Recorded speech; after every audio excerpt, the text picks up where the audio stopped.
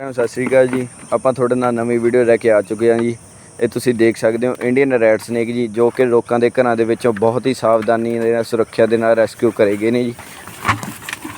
ਇਹ ਤੁਸੀਂ ਦੇਖ ਸਕਦੇ ਹੋ ਬਹੁਤ ਹੀ ਜ਼ਿਆਦਾ ਬਿਗ ਲੈਂਥ ਦੇ ਜੀ ਇੰਡੀਅਨ ਰੈਡ ਸਨੇਕ, ਜੋ ਕਿ ਲੋਕਾਂ ਦੇ ਘਰਾਂ ਦੇ ਵਿੱਚੋਂ ਰੈਸਕਿਊ ਕਰੇ ਗਏ ਸੀ ਜੀ।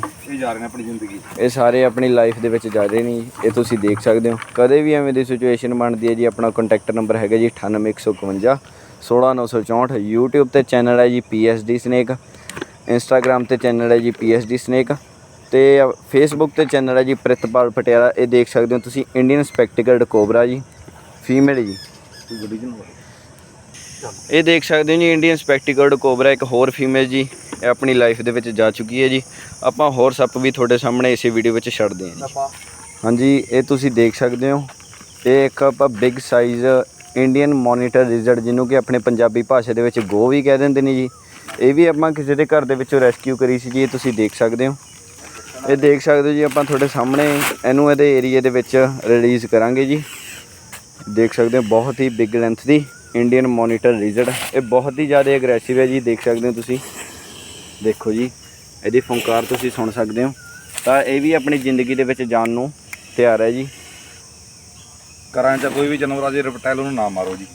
ਹਾਂਜੀ, ਇਹ ਦੇਖ ਸਕਦੇ ਹੋ ਤੁਸੀਂ, ਇਹ ਆਪਣੀ ਰੀਅਲ ਲਾਈਫ ਦੇ ਵਿੱਚ ਜਾ ਚੁੱਕੇ ਜੀ। ਤੇ ਇੱਕ ਦੁਨੀਆ ਦਾ, ਆਪਣੇ ਭਾਰਤ ਦਾ ਸਭ ਤੋਂ ਹੀ ਇੰਡੀਆ ਦਾ ਖਤਰਨਾਕ ਤੇ ਸ਼ਰਮੀਲਾ ਸੱਪ ਇੰਡੀਅਨ ਕਾਮਨ ਕਰੇਤ, ਜਿਹਨੂੰ ਕਿ ਆਪਣੇ ਪੰਜਾਬੀ ਭਾਸ਼ਾ ਦੇ ਵਿੱਚ ਪਿੰਡਾਂ ਦੇ ਵਿੱਚ ਕੌਡੀਆਂ ਵਾਲਾ ਵੀ ਕਿਹਾ ਜਾਂਦਾ ਜੀ।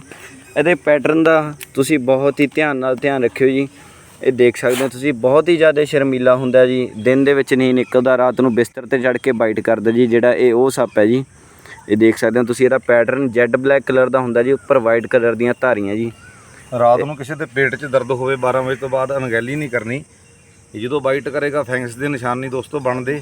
ਪਹਿਲਾ ਸਿੰਪਟਮ ਹੁੰਦਾ ਪੇਟ 'ਚ ਦਰਦ, ਫਿਰ ਉਲਟੀ, ਚੱਕਰ, ਘਬਰਾਹਟ, ਪਲਕ ਆਪਣੇ ਆਪ ਗਿਰਦੀ ਹੈ, ਸਾਹ ਲੈਣ 'ਚ ਦਿੱਕਤ ਹੁੰਦੀ ਹੈ। ਤਾਂ 2.5 ਘੰਟੇ 'ਚ ਵੈਂਟੀਲੇਟਰ ਚਾਹੀਦਾ, ਵਰਨਾ ਸਾਹ ਨਹੀਂ ਆਏਗਾ ਜੀ। ਇਹ ਚੈੱਕ ਕਰੋ। ਇਹ ਬਹੁਤ ਹੀ ਬਿਗ ਲੈਂਥ ਦਾ ਜੀ ਕਾਮਨ ਕਰੇਤ ਤੁਸੀਂ ਦੇਖ ਸਕਦੇ ਹੋ। ਇਹ ਵੀ ਆਪਣੀ ਰੀਅਲ ਲਾਈਫ ਦੇ ਵਿੱਚ ਜਾਣ ਨੂੰ ਤਿਆਰ ਖੜਾ ਜੀ। ਇਹ ਤੁਸੀਂ ਦੇਖ ਸਕਦੇ ਹੋ। ਇਹ ਦੇਖ ਸਕਦੇ ਹੋ ਤੁਸੀਂ, ਇਹ ਵੀ ਆਪਣੀ ਰੀਅਲ ਲਾਈਫ ਦੇ ਵਿੱਚ ਜਾਣ ਨੂੰ ਬੇਤਾਬ ਹੈ ਜੀ।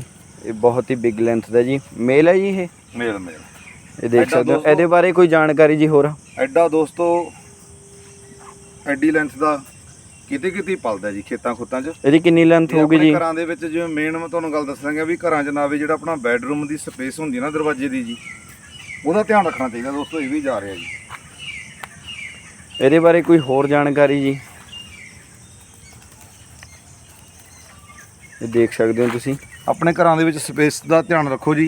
ਜਿੱਥੇ ਕੂਲਰ ਲੱਗਿਆ, ਏਸੀ ਵਾਲਾ ਪੈਪ ਹੈ, ਜਾਂ ਕਿਤੇ ਵੀ ਕੋਈ ਦਰਾਜ ਹੈ, ਗਰਮੀ ਦਾ ਟਾਈਮ ਚੱਲ ਰਿਹਾ ਜੀ, ਸਾਵਣ ਦਾ ਮਹੀਨਾ ਆਉਣ ਵਾਲਾ ਜੀ, ਆਪਣੇ ਘਰਾਂ ਦੇ ਵਿੱਚ ਬਿਲਕੁਲ ਸਪੇਸ ਖਤਮ ਕਰੋ। ਜੁੱਤਾ ਝਾੜ ਕੇ ਪਾਓ। ਬਾਥਰੂਮ 'ਚ, ਰਸੋਈ 'ਚ, ਸਟੋਰ 'ਚ ਧਿਆਨ ਨਾਲ ਜਾਓ ਜੀ। ਇਹ ਵੀਡੀਓ ਵਧੀਆ ਲੱਗੀ ਤਾਂ ਲਾਈਕ, ਕਮੈਂਟ, ਸ਼ੇਅਰ ਕਰਕੇ ਦੱਸਿਓ ਜੀ। ਸਾਰਿਆਂ ਨੂੰ ਸਤਿ ਸ਼੍ਰੀ ਅਕਾਲ, ਧੰਨਵਾਦ ਜੀ।